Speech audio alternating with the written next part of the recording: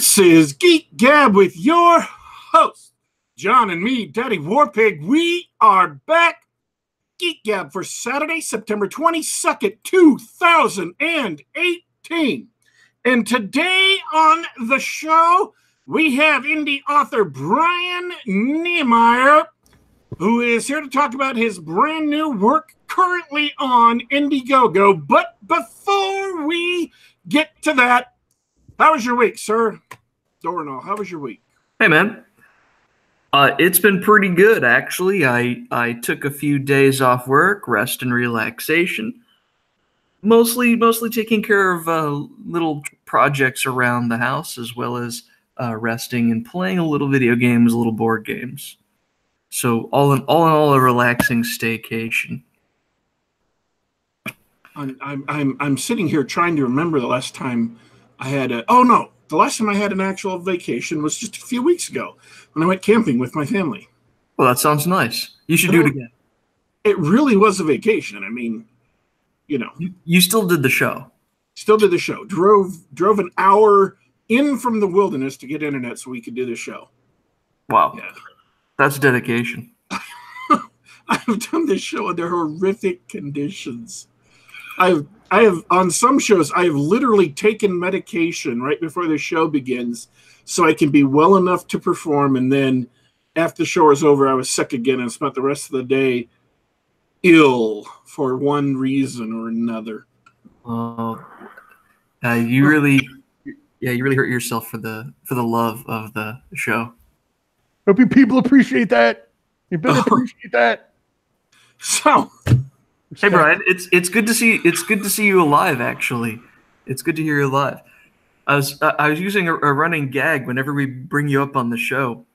I'd say and our dearly departed Brian, and I used it a few times, and finally one guy's like, "Oh my God, did Brian die?" I was like, oh. I love it. Welcome back, bro. Thanks. It's good to be back. It honestly feels like I just did this a couple weeks ago because I've lost all conception of time. So I got that going for me. You've been in a time warp. You know me, always working. I understand it's easy to get into a time warp. It's just a jump to the left. Throw yourself on the ground and miss. Something like that. I got that reference. So what you been up to, man?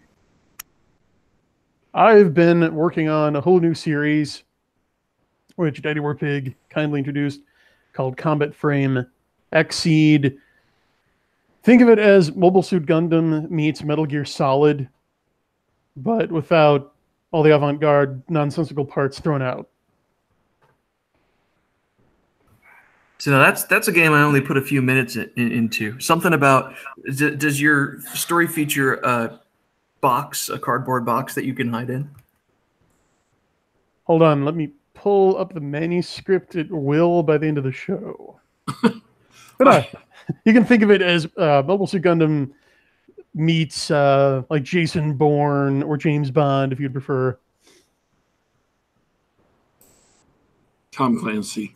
Am I going to have to step in here? I just thought, hey, I'll chill out. These two guys are vets. They've been on the show for 4 years. Brian was a co-host. They can handle the conversation. And I'm just, do you realize you guys have let the conversation die like 3 times in the first 2 minutes? That's impressive. That's a death every 45 seconds. Check out the math there. That's how quick I am with my basic math skills. Hey, man, you obviously don't remember what it was like when we were both co-hosting the show. I don't remember a lot of things right now. I am coping with severe sleep deprivation, so my memory of things is kind of shot. That's why I take notes so obsessively, is so I will remember them once my brain regains its balance. No, I do not remember. That was the point. I do not remember that. I've got a treat for you, Brian, because I'm not a Gundam guy. Honestly, I know that there are things called Gundams, and there's a Macross thing, and a lot of them have this same art style. But I have a humble request. Can you educate me on what your influences are and what these things are? Other than Metal Gear Solid. Yeah, I mean, I played 30 minutes of Metal Gear Solid when it first came out on the PlayStation ages ago, and I was a Voltron kid, so I I have played 40 hours now on Final Fantasy 15. why? I guess it's good. But I'm going to review it. That's why I bought it, to play it and review it for Castalia House. But I just wanted to update from last week. I have now played almost 40 hours, 38 hours and something. Of the game Conan O'Brien called an aggressive waste of our time. Anyway, yeah, sure, definitely can. I was mainly trying to tailor my elevator pitch for the gamers in our audience. But yeah, I see the chat talking about, Gundam and Metal Gear Solid without the Kojima BS sold. So, yeah, Bradford gets it. But no, so if you're not a Gundam guy, I suppose I should start with the idea of mecha. Okay, I take it you're probably more BattleTech guys, both of you. Sure. That would also be an error. The mecha genre is just outside of my wheelhouse. I've been exposed to it repeatedly over the years between BattleTech and Voltron and anime, that sort of thing, but it never really took hold in my psyche. So I'm probably not your audience for this one, but I'm really interested to know what it's about and what the appeal is. Okay, no, that's fine. Just trying to form a diagnosis here. Find out what my departure point is. Okay. Have you read much Mill SF? Sure, a little bit. Okay. You're asking Dornall if he's read something? Dude, he had to get sick last week. He had to get like deathly ill, couldn't move out of his bed sick before we could actually get him to lay down and read something. And even then, it was a couple of like non-fiction books. This was on last week's show. Non-fiction books. He just, I'm not saying he literally actually never reads, but usually actually never reads. So in it, folks, he's read the Soul Cycle, available now. Yes, and you should take that for the massive compliment it is that he was willing to put in the time to actually scan lines of Roman characters and allow them to form visions in his head, because that is a painful process. I believe it literally causes ruptures in the blood vessels in his forehead when he normally tries that. So he was willing to endure the pain for your previous books. And you know what? It's true, because honestly, I didn't get most of Nethereal. I had to ask Brian afterwards on the show. And it took me halfway through Soul Dancer to get everything that I read in Nethereal. Okay, well, that's a good baseline, actually, because the whole point of doing Combat Frame XSeed is to do a series that is way more accessible and commercial than the Soul Cycle was. And I see none of those descriptors as negatives, okay? Because I went and did the Soul Cycle. That was my passion project. It won me a Dragon Award and a Dragon nomination. I really said what I wanted to say in terms of space opera, fantasy, horror pastiche there. What I'm doing now is just giant robots from space blowing things up. All right. With espionage undertones. Okay. So there we go. Now we've done the quick blurb and like the 10-15 second elevator pitch. So if you want, I can go into a little finer granularity, a little more detail with the plot. I should mention this to the audience, and you should not be surprised, audience, but his book is currently on IndieGoGo, and there is, in point of fact, as we speak, underneath the video, a link to the already successful IndieGoGo. He has already met the minimum funding requirements. You can click on the link to go there and check it out, check out some art, and see what else, see what reward level or donation level, I don't know what they call it on IndieGoGo, you would be comfortable with with providing. Yeah, and I'll mention that right now we're into our final stretch goal. We've already funded the first and second books and a set of trading cards. We're now going for an audiobook narrated by a friend of the show, Jim Fear, 138, and that's going to be unlocked at $5,000. We're already more than halfway there with, I believe, just 18 days to go. And now there are a lot of great rewards, a lot of great perks. Check it out. See, I don't... I'm very careful nowadays to say when I haven't read or watched something.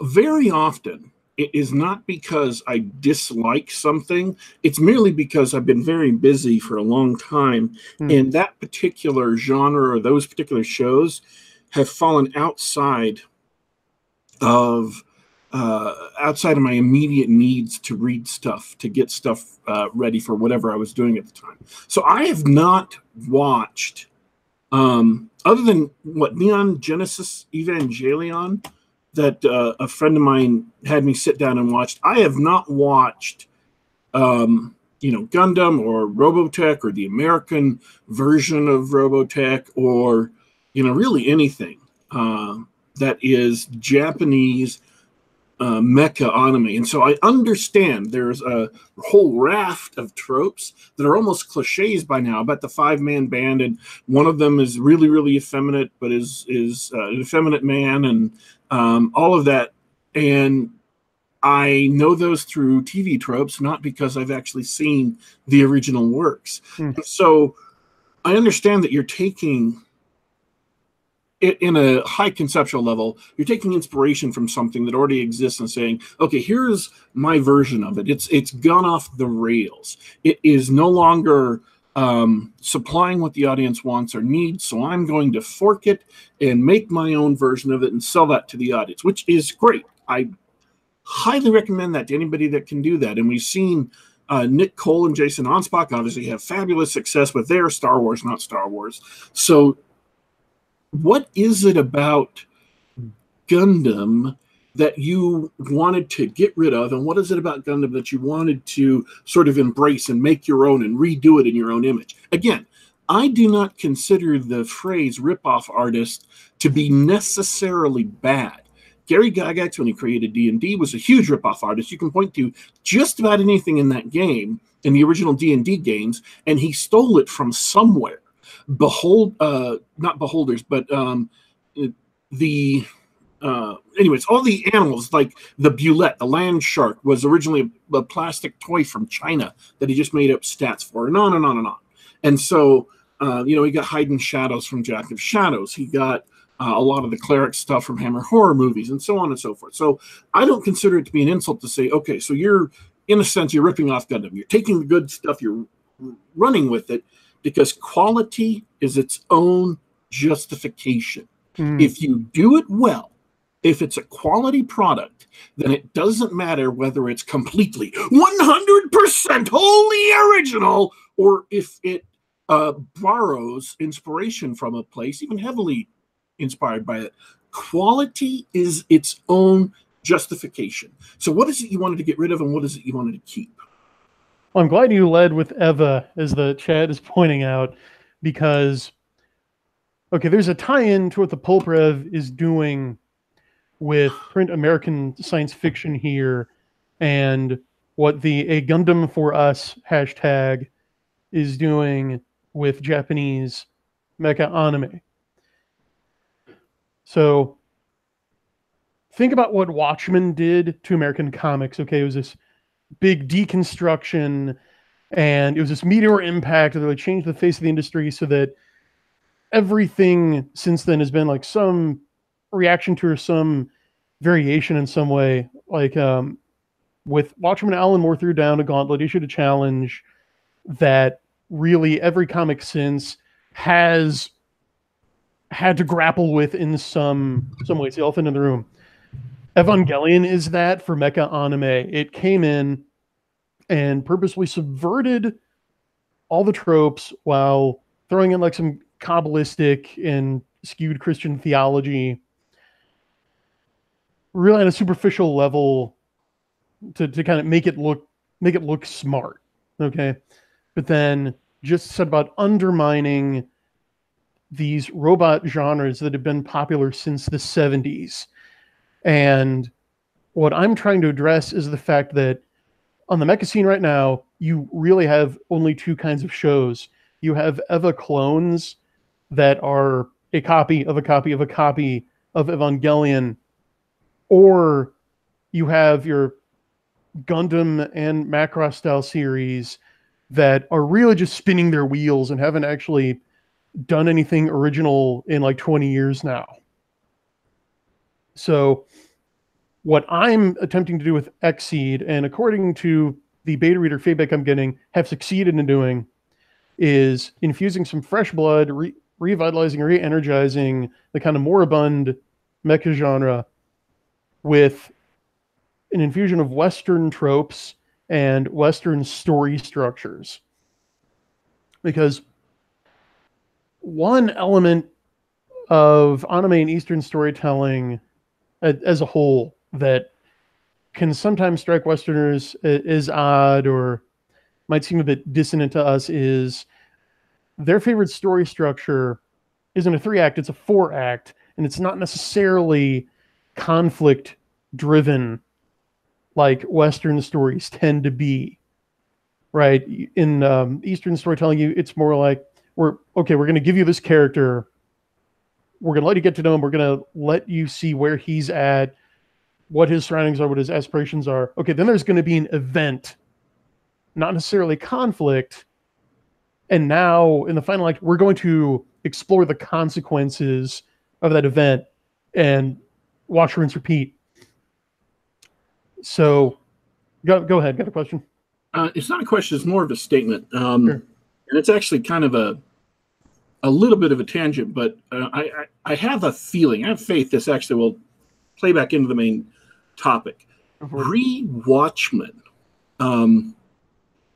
The biggest mistake people in the comics industry have made in dealing with the Watchmen, the comic series, the 12-issue comic series, is that they take it seriously. They mistake Watchmen for a serious critique of comics. They believe, because this was what they were told was true. They believed, because this was the PR about it, that Watchmen was making deep, legitimate, profound critiques of the superhero genre. So let me take a step back from a second and say that superheroes as a genre are really fragile. The genre itself is really fragile. If you try to take it out of what it does best, it doesn't work. There are a lot of unstated assumptions that go into superhero comics that you just have to accept, and taking them too seriously or focusing on what are irrelevant and minor things to the stories that superhero comics are trying to tell destroys the genre. Let me give one quick example, and I'm going to move on. Superheroes technically are vigilantes. They are typically speaking, they are individuals outside of the law who go in and take on criminals and beat them up and so on and so forth. So you can take that too seriously and start looking at the history of real vigilante groups in the real world and what's happened to them, and I have. And also, what happens with gathering evidence for trial, what happens with these criminals who have been physically assaulted, how do you deal with superpowered vigilante? You can do all of those things. And if you take it too seriously, you're going to get lost in the weeds. You're going to get lost in the maze, because those are irrelevant to the superhero genre, and focusing on those things is foolish. It is not what superheroes are about. I have noticed, and this has just been an awareness that has come to me over the last 11 years, that people who write superhero comics and people who write superhero movie scripts are embarrassed by superheroes. They think it's silly. They think it's corny. They think it's stupid. They're embarrassed by the costumes. They're embarrassed by the code names. They're embarrassed by the unabashed heroism of superheroes. They're embarrassed by everything that makes superheroes superheroes. And I believe this embarrassment goes back at least to, it may have existed before then, but it became toxic and malignant in the 1980s with Watchmen and The Dark Knight Returns, where people all of a sudden started talking about, quote, deeply realistic superheroes, even though Watchmen was not realistic at all. And it was not a profound exploration of the medium. It was not a profound exploration of the necessary psychology of heroes in the real world. Taking Watchmen seriously and believing that you need to respond to Watchmen to either, get your way around its criticisms by showing how you incorporate them in your world, like, oh, well, Watchmen says this is kind of silly and bad, and they're right, so I've done this in my world, or whatever they have to do is wrong. And it's that what destroyed comics, is people believe that Alan Moore was doing something that was fundamentally deep and profound, and what he was actually doing was just going beyond the bounds of where superheroes work and adding in a bunch of nastiness, adding in a bunch of ugliness, adding in a bunch of anti-heroism. He made all of the heroes into anti-heroes with just a ton of nasty, ugly stuff, and then said, but he did it very, very skillfully, and he is a great storyteller, so he told the story in a compelling way, but he was not making any true points. So it destroyed the approach to comics. And even today, people who are trying to do comics well, who like comics, and I'm going to include like Tom King, who's the current author on Batman, even they can't help but destroy comics and undermine comics every time they do it, because they're trying to make superheroes realistic in ways that just destroy the superhero genre. Now, let me go back. Is that sort of what Neon Genesis Evangelion did for Japanese mecha shows? Analogously, because Japan had already had a strict bifurcation between what they call the super robot subgenre of mecha and the real robot genre. So realism had already come in, but they did it right, for want of a better term.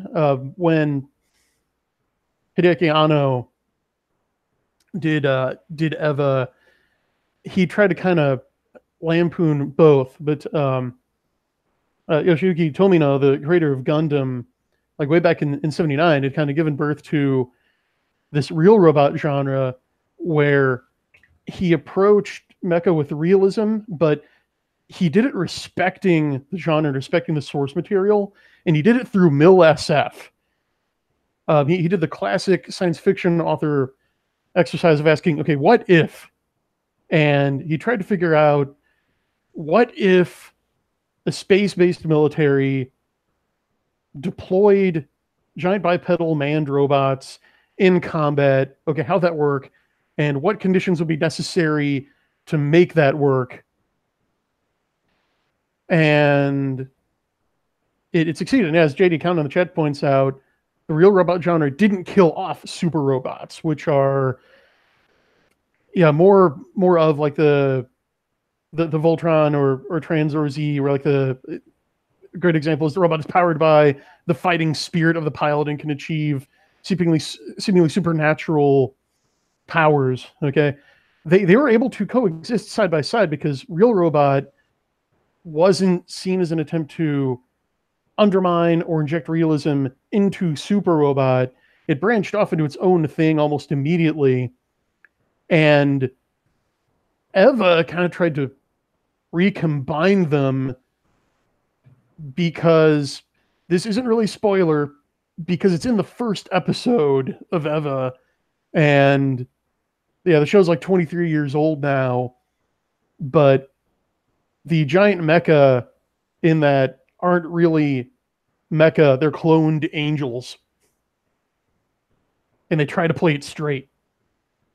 So you can kind of see where I'm going with this. Just how he... It was a little ridiculous, a little over the top, but they played it serious, like they were saying something about God and man and angels and whatnot. Bingo. So you touched on the two different genres that I don't, as someone with very little experience reading or watching mecha, real mechs versus super mechs. Mm-hmm. I'm inferring that something like Voltron would be super mechs, but what's a real mech?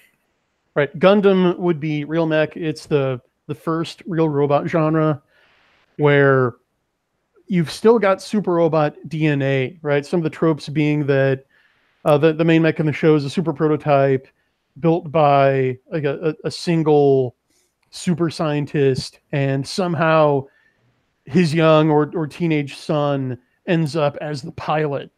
And they do start with that, but then they diverge into kind of a cross between that and like MASH, where there's some slapstick humor, sometimes it's funny, but then there's some dark moments there. You get some horror of war, you get some human drama, you even get some borderline maudlin scenes. So it runs the full gamut. And the original Mobile Suit Gundam is often equated to the Star Trek of Japan. When the first series came out, no one really knew what to make of it because it was so far out of its time. It had to end its run early. It was basically canceled, but then got a second life, not so much through syndication as in the case of Star Trek, but because the models blew up and got really popular. So they then greenlit a second series. Just to circle back to my initial confusion. Oh, sure. It sounds like from what you said, I would sum it up as a super mecha is a giant robot as a superhero, but the real mecha is giant robots as weapons or tools. Right. Cool. Exactly. So I want to know what your story's doing, how you're approaching the mecha. Because judging by your awesome little picture there, it sounds like you're a little more real than super. Right, yeah. The first novel of XSeed definitely starts out firmly in the super robot subgenre.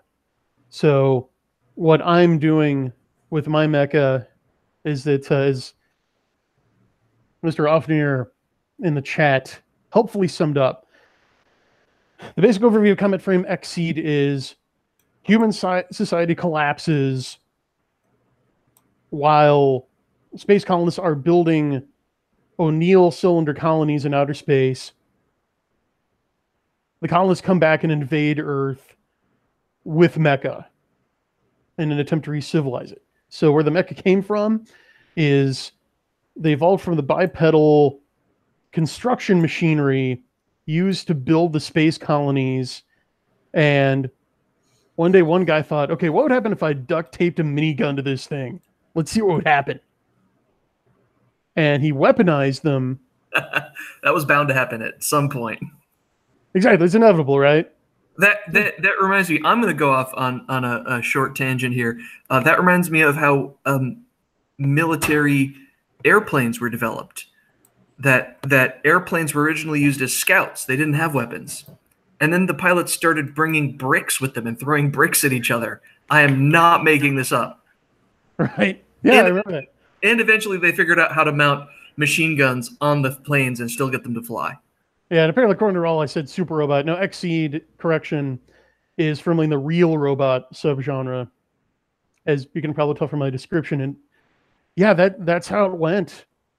So they weaponized these essentially caterpillar backhoes in space and sent them to Earth to try to re-civilize it. The people saw the humanitarian missions from space as meddling aliens, really, and it hit the fan.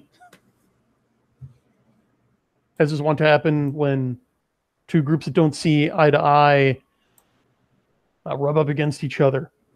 So that's the backstory. That's the backdrop. for the series. Now, what I'm doing in terms of trying to rehabilitate, I suppose, Mecha for Western audience is strip out those accretions from Eva and from the other series, spinning the wheels, and just really getting safe and conservative and just repeating what works over and over again.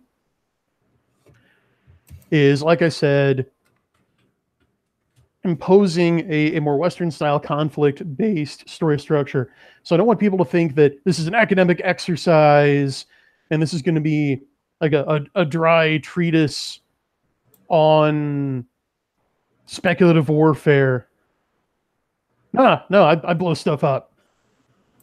Like the book's been described by one of my paid readers as just a 300-page running gunfight that also manages to get pretty weighty ideas across in the process. As I want to do if you've read the Soul Cycle, but fun is the number one concern.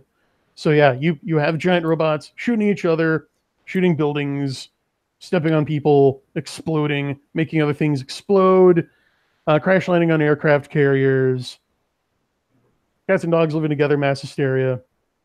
I'm glad you're pointing out your reputation on the Soul Cycle and everything. Yeah.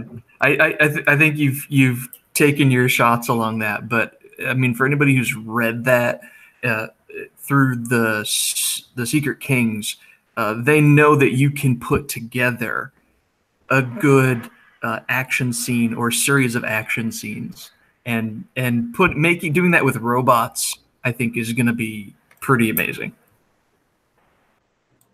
Thanks. Yeah, thanks for the vote of confidence. The people who have read the beta version of the book are really digging it.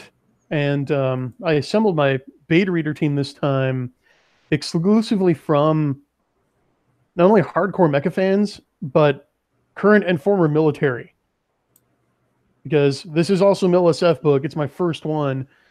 I wanted to make sure I got it right. And except for, a couple terms of art, they all agree that, yeah, for the genre, I got the military look and feel right. I did my homework. So XSeed is also very much in the vein of Western MilSF stories, which again is one of the elements that I thought would be helpful to salvage the mecha genre really from itself. And I don't want to sound like I'm getting a big head here, because on the whole, yeah, I was inspired by Nicole and Jason Anspach, who just said, yeah, we're going to do Star Wars, not Star Wars, because Star Wars is badass and it's fun and it's the guilty pleasure book that we would read on a Saturday night. Well, in my case, like Zeta Gundam is what I watch when I don't have plans on a Saturday and I'm just going to pop some popcorn and pop a Coke Zero and chill. So I did that and then cross-pollinated it with Western tropes, especially MilSF, threw in a dash of espionage to keep things interesting, keep you guessing, throw in a sense of mystery, and then made sure I blew something up every 5,000 words. I like it. I have a question though. Are you going to tie it in somehow to the impending U.S. Space Force that apparently we're going to be building? I don't have to. You're far enough in the future. You're far enough in the future. There's no. No, I mean the Space Force ties into my plans. Everything is proceeding as I had foreseen. Because let me lay this on you.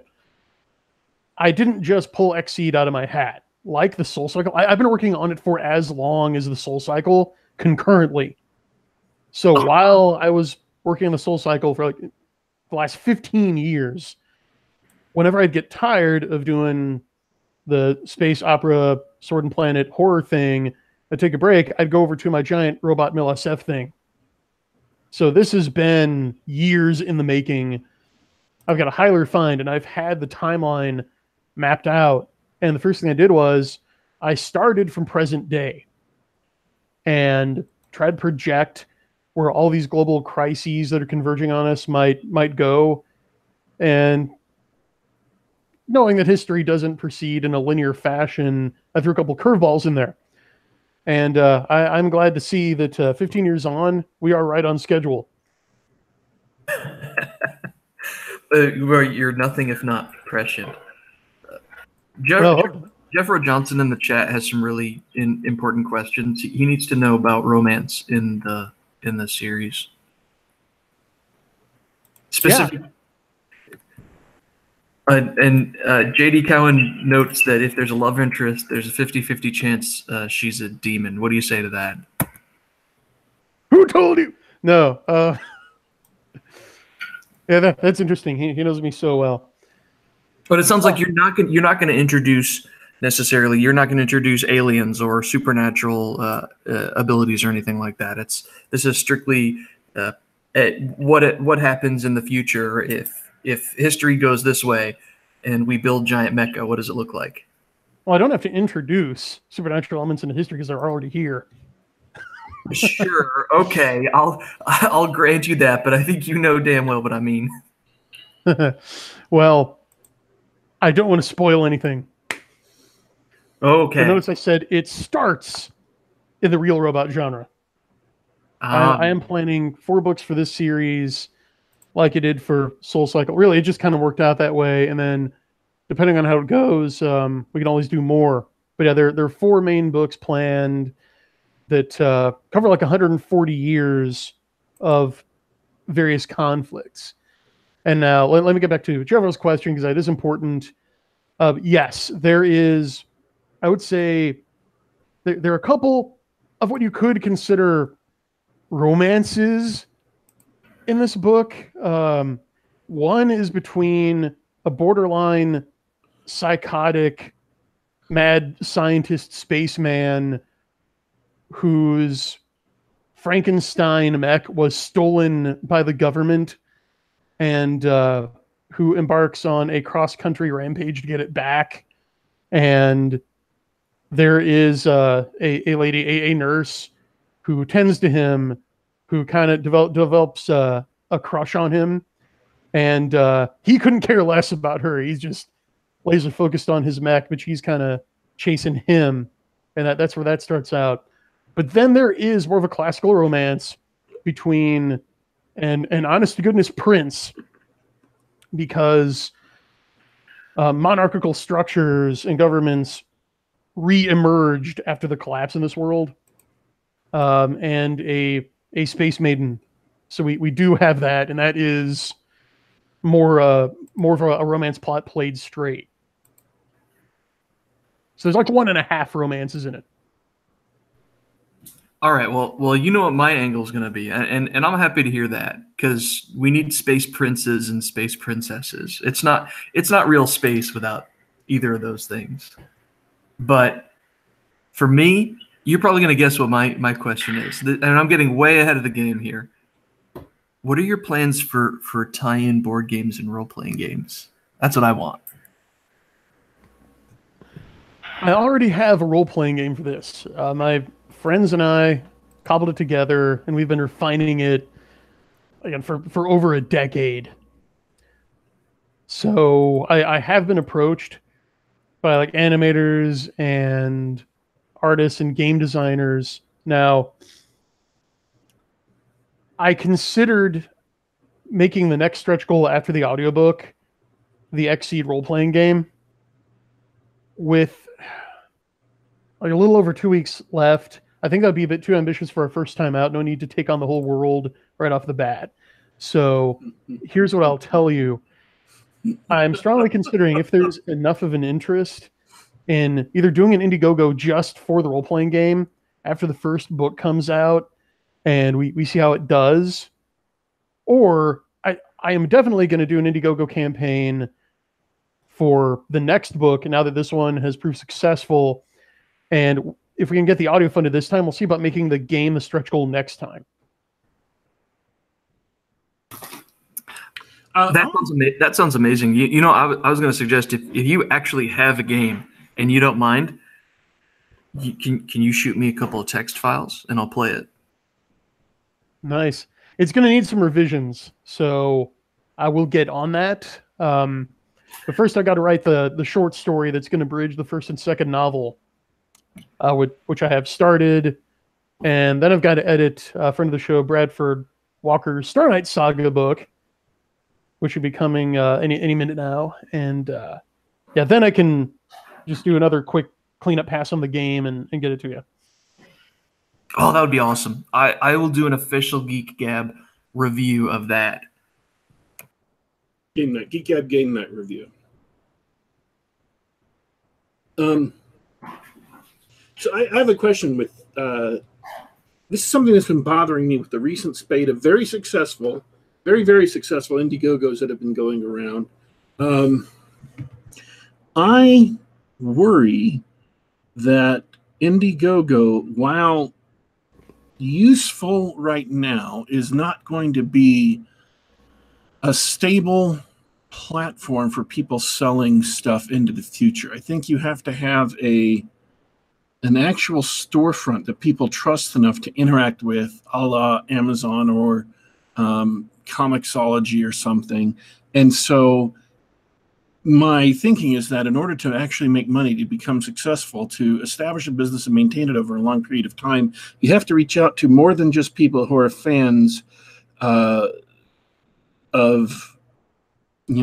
fans of revolting against the current duopoly. You have to reach out and market to and capture as customers normies. So and I don't know how you market it to normies and get a breakout success. I don't know how you build a platform where you can get success that isn't just a crapshoot. I mean, literally just roll the dice and chance. Well, the way you do that is you go to where the people who are already fans of that genre are, and you go to where they hang out, you go to where they discuss things, and you join their scene and you exercise good citizenship. You do not mention your project for at least 6 months, and in the meantime, you contribute, you give them free entertainment and information, and you get serious about really joining, because you should only be writing what you're already a fan of anyway. So, for example, a number of Gundam groups online, like on Discord and Twitter, have been kind enough to accept me into their fold, and I interact there regularly, so that when the book comes out, I've already got people who have invested ownership in it somewhat, because I've asked them for critiques on first drafts of my chapters, and I've asked them for input on my drawings. So it's like what Nick and Jason did with Galaxy's Edge. They really found the formula for that. And it's by being a fan yourself. It also really helps that MilSF is like the number one science fiction genre right now. So really letting the Amazon algorithm do its thing after picking your keywords right and just working the algorithm is a proven method of success. So that's my strategy. I'm building my tribe. I'm building relationships. I'm exercising good online citizenship. I'm giving people free information and entertainment. I'm getting them invested in the project, so that when I do launch on Amazon, I'm going to have a street team that is excited about this and is going to be excited to go out and evangelize about it. You're putting in the work in a lot of places other than just the text of the novel. Oh, absolutely. You have to. Because again, an indie author, I think the term indie author is really a misnomer, because yeah, I'm an author, but I also take on all the responsibilities of a publisher.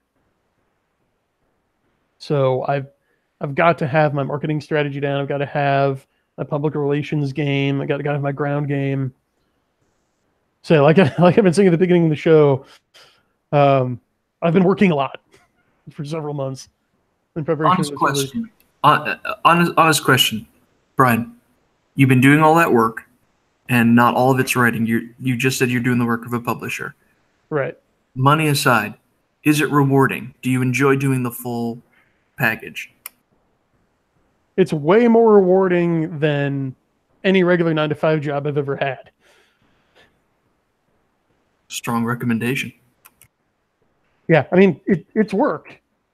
I'll be honest with you. It's not just sunshine and lollipops every day, right? It's not every meal a banquet, every formation a parade, but it's certainly not every paycheck a fortune. But it is rewarding because I think if you start to approach this as just a cynical cash grab, and I'm gonna go out and bilk those rubes for their beer money, well, then you're not serving yourself. You're certainly not serving the audience, and it's only a matter of time before you either burn out or make a mistake and get exposed, as has happened with certain personalities everyone's probably familiar with that we're not going to get into. That's another subject, but you gotta love what you do. Now, are there elements of it that come a little harder to me? Yeah, one, I'm an introvert. It requires an enormous expenditure of mental energy for me to go out and interact with people. So, yeah, I mean, like actually interacting on social media is hard for me, but I just remind myself that it's part of the work. It's something that has to be done. And I have fans who want to hear from me. There are people out there for whom XSeed is going to be their favorite book, and I do them a disservice by not giving them some way to know about it. Oh, and that sounds nice too, because then if you're primarily interacting through social media, you can set your own pace and schedule. And you've been writing a lot of blog posts lately too. You haven't been doing so much Twitter as you have been doing a blog post every day or nearly every day. Yeah, I blog 6 days a week. And in fact, I'm going to have to do one when I get off with you guys. And can I say what's the topic? Please. How awesome the live show of the Geek Gab is. I'm sure you could get a couple of days out of that. Yeah, that's a common recurring theme, actually. Because I love you guys. Well, that was a joke, but if you did it, that'd be cool too. You know what? Speaking of that, I'll take another quick aside. It's really hilarious to me that last week's show, for whatever reason, the views on YouTube of last week's show dropped down, but the views on SoundCloud stayed the same or maybe even went up. I have no idea. I don't know how to explain that. I'm not even sure what exactly happened there. Yeah, I'm glad you're not the only one who's seen anomalous social media stats. There's been some funky stuff going on. Yeah, they're playing shenanigans with traffic and views and you know what? I mean, I work at a software company. I've been working with software for my adult life. They're always iterating and trying new things. It's not always nefarious. With Google and Facebook, it's probably nefarious, but they're always iterating and trying to improve their, the famous Amazon quote unquote algorithm. We want to get the right things in front of the right eyeballs so we can make more sales, that sort of thing. This is what it's like dealing with someone else's platform. So if we can take a step outside of XSeed itself, what are you personally most excited about that's coming up? Anything, movie, book, game, whatever. In terms of the popular culture? No, just you as a person, you as a fan. What do you think? Is there anything coming out that you're really looking forward to? I'm not going to say Civil War 2. Man, that's dark. Yeah, I'm gonna be honest. I've gone into full on hermit mode. The last big movie I saw in the theater was the most recent Mission Impossible, and I can't even remember how long ago that came out. I've thrown myself into XSeed just so hard that I've. This is one of the first times I've surfaced for air recently, other than going on Declan's podcast and Jim's. So I don't even really know what's coming. I know what you're saying, because for the past 5-6 months, I have been primarily inwardly looking myself as I'm moving into a specific phase of development on something. And I have this weekly show, obviously, and then I also have to do things for this weekly show. I have a daily blog post, so I have to do things for the daily blog post, which basically read a bunch of new geek news websites and things like that, and miscellaneous websites, whatever. And then I have my Castalia House blog post on Monday that I have to do something for. So, and then I do some social media, but even my social media use has just dropped way down from where it should be. So if I hadn't had those things being, jobs that I had to get done, obligations that I've taken on, I probably would have pretty much disappeared entirely for the last 6 months, because once you reach a certain point in development, it is no longer necessary to look outward anymore. You don't need any more outside information or outside stimulus. And in fact, that can actually hurt the project. This is a pattern that has held true with me. It's a pattern that the person I was reading the article about had commented on, that a lot of people who are creative or are problem solving, what will happen is there's this long period of them amassing a bunch of sources, amassing a bunch of information, amassing a bunch of raw brain material. And then all of a sudden, at some point, they go quiet. They stop reading because their brain is full. They stop even thinking about the problem. The problem is just kind of sitting there in the back of their mind, and they don't consciously think about it. But after a week or 2 weeks or 3 weeks of that quietness, then the breakthrough happens. The critical moment where they understand the problem, it gets crystallized, and they can start moving forward on it. But that process of amassing all that information and then thinking about it is of necessity. Once you reach the point where your brain doesn't accept anything else, you're going to want to, and I don't mean that in terms of advice, I mean in terms of what just naturally happens. You just naturally pull back from things because you don't have brain space to think about absolutely everything beyond kind of a superficial reactionary level. You just have to let it roll in your brain. And as soon as your brain gets past that problem-solving stage, when it starts throwing out answers, then you can move on. And again, I'm not suggesting this as advice. I'm telling you that you will find yourself becoming a hermit at a certain point, and that is even before you start writing, because your brain is saying, no more. Work on this. We're ready. Exactly. I have firsthand experience what you're talking about. And so that's why I haven't been on like the Superversive podcast for a while. It's when they were moved to the wrong day, but it was not one of my core obligations. And so it kind of got pushed to the side because I'm focusing on stuff that are my core obligations. And just about everything else that isn't directly part of my core obligations outside the project has kind of fallen away. Well, there we go. I'm excited to see the fruits of your secret project.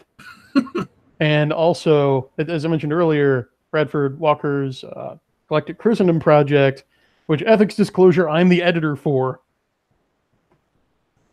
So here's another question I had. When we passed by this at one point. We are running out of time.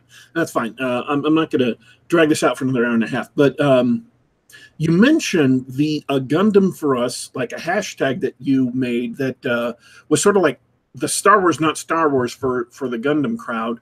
But there is more than just you involved in a Gundam for Us. Yeah. What's up with that? Sorry, I needed a question. What's up with that? That's my question. Excellent question. Yeah, I decided when I was generating the hashtag to go in a slightly different direction because I didn't just want to ape Nick and Jason. Don't get me wrong. What they're doing is awesome. No one can argue with their results. But I interact with a lot of you guys in the Pulp Rev, and I did see a genre in need of renewal, if you will. So I wanted to make it more aspirational. I wanted something that wasn't just, hey, we're this thing you love with the serial numbers filed off, which Nick has admitted is what Star Wars Not Star Wars is. Yeah. I wanted something that was more of a rallying cry. And even if I hadn't heard that motto, you would know what he was doing. Oh, yeah. He doesn't hide it. It's not like he's trying to play coy or claim it was something that it isn't. No, he set out to do Star Wars better than the current custodians of Star Wars are doing it, and he succeeded wildly beyond anyone's expectations. So no, my hat is off to friends of the show, Nicole and Jason Unspach. They just released the new book last week. It was number one the day it released. So sensational. Yeah, and I totally credit the other fine folks in the hashtag. They flocked to the banner. So we have Raul Nyanzi in the chat, of course, Bradford with his Galactic Christendom project, Reavers of the Void, the first book in the Star Knight saga, I believe is scheduled for December. He can correct me on that if I'm wrong. And yeah, we've had, I can't even count all the folks I've seen who've used the hashtag at one point or another. So it's really resonated with folks. And I mean, first of all, I'll be honest, I saw that as a positive sign that, okay, I'm onto something here. There is a market for this kind of story, but not just necessarily my flavor of it, because everybody's doing something a little bit different. Bradford is doing more classical Sword and Planet style. So it's basically Mecha as done by Edgar Rice Burroughs, for example. And what is have we talked about Raleigh's story? Do you want to give a quick pocket description of that as far as what you know about it?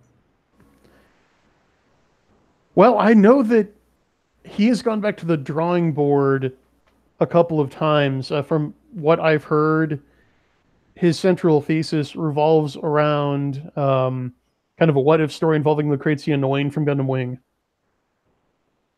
Oh, and he's saying right now he will describe it. Okay, we can have him pop that up in the chat. We'll talk about that in just a second. Yeah, this is the last thing I'm gonna bring out. I think that Jason and I actually have talked about this kind of at length with Nick Cole one day.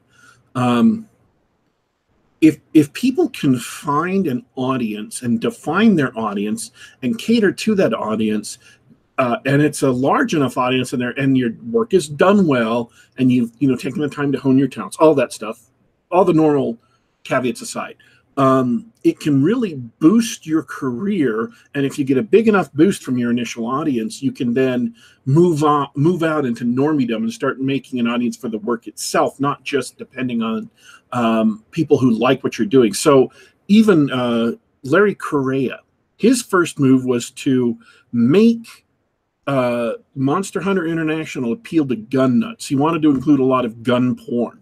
And so he identified his audience, which was originally, hey, a bunch of people on the forum who were mad about how firearms was treated in horror movies. Oh yeah, and also here are all these other stupid things. Man, if me and my friends, who some of us are ex-army, some of us were ex, other ex-military and whatnot, if we were in horror movies, we wouldn't do the stupid things these jerks do. We would do this other really cool stuff. And all of a sudden Larry's like, wait, that would be great for a book.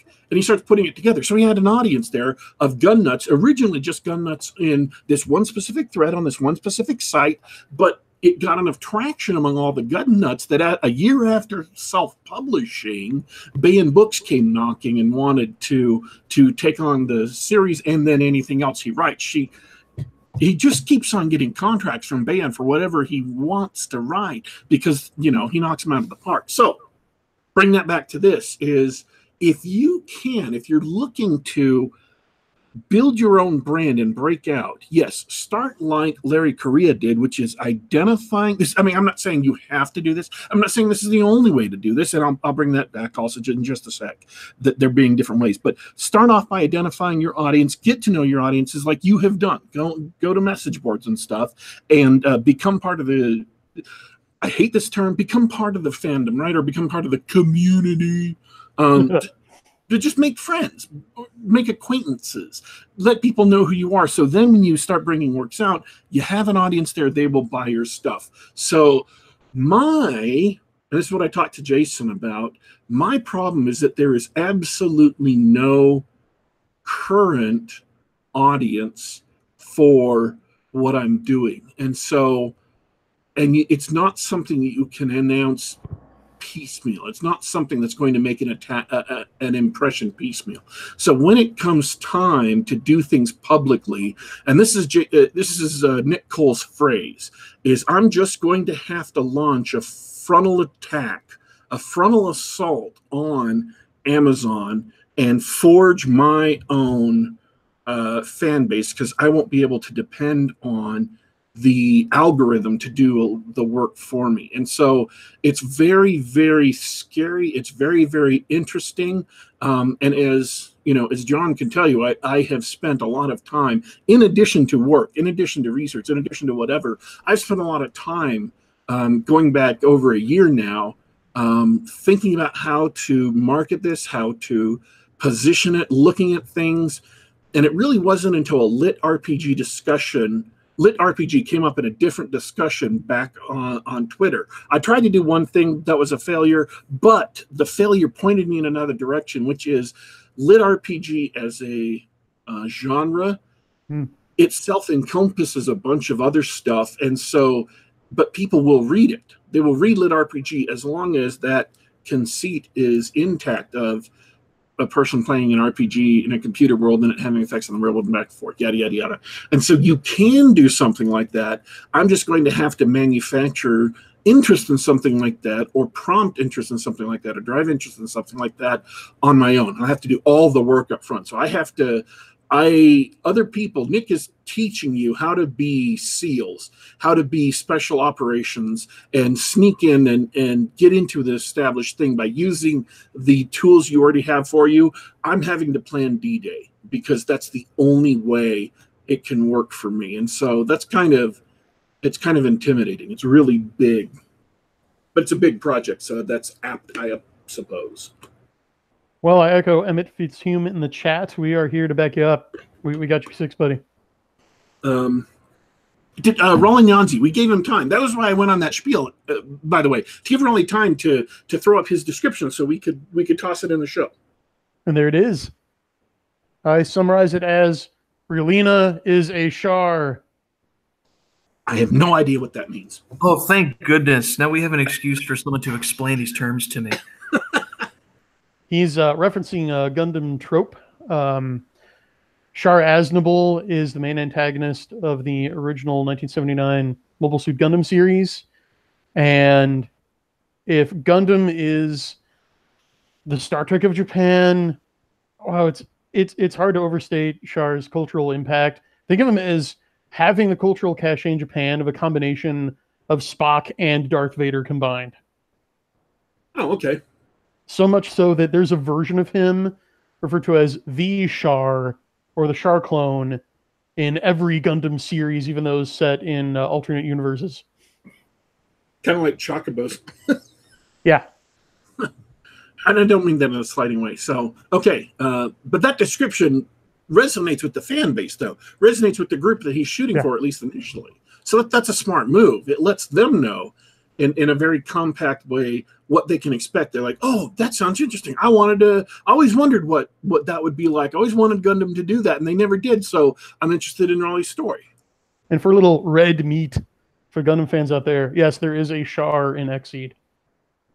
Okay.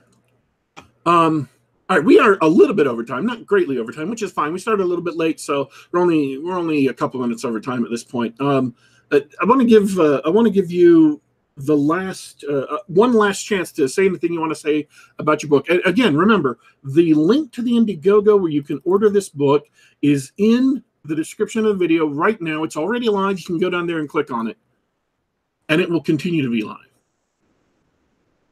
Excellent. Thank you. Yeah, just want to let you guys know we're still running. We're shooting for that $5,000 benchmark, so our buddy Jim Fear can hear the audiobook. He's done a sample of chapter 1, which sounds phenomenal. You can find it linked under the story section on IndieGoGo or from my blog.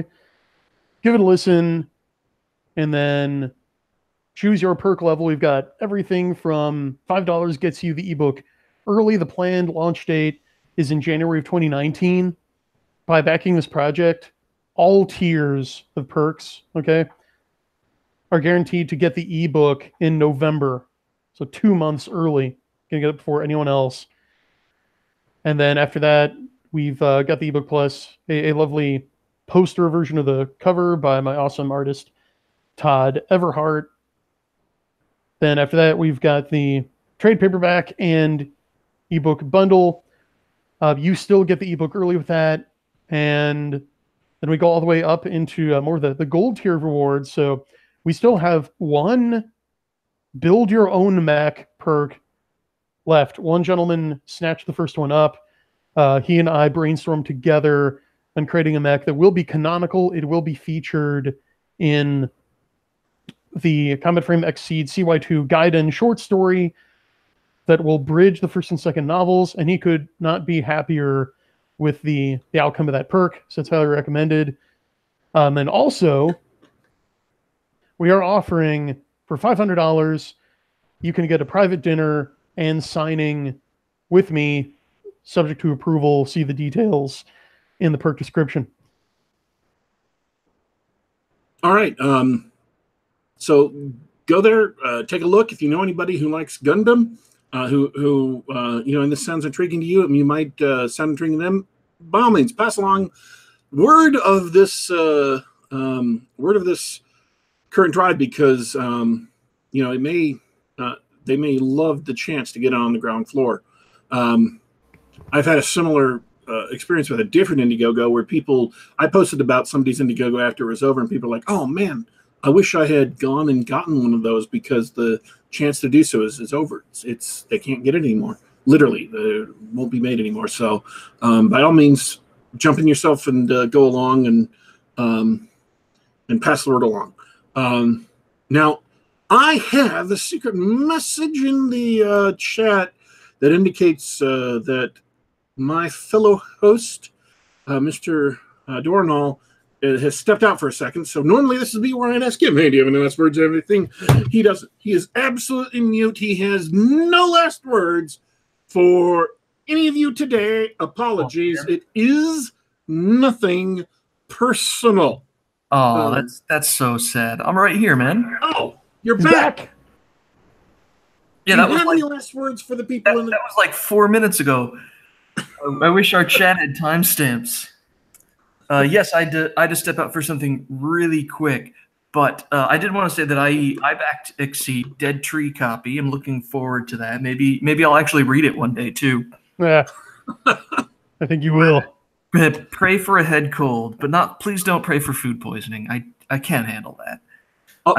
I wouldn't be able to read. Really, you can't read while you've got food poisoning? Yeah, well, actually, depends on what kind of food poisoning, right? Some food poisonings, all you do is sit, so you get to read all day. Yes. Welcome to the food poisoning cast. Boy, that's how I want to end the show. Actually, Brian, it was super great to have you back. I was really happy. I miss you as a co-host, and I'm glad that you could spend the time with us and talk about your new projects, because I think you've got some cool stuff coming up. Ditto. Thanks, my pleasure. I've always continued to support you guys and cheer you on. I like to think that I've been the wind beneath your wings secretly this whole time during my absence. But, simply call upon me, and I will be there.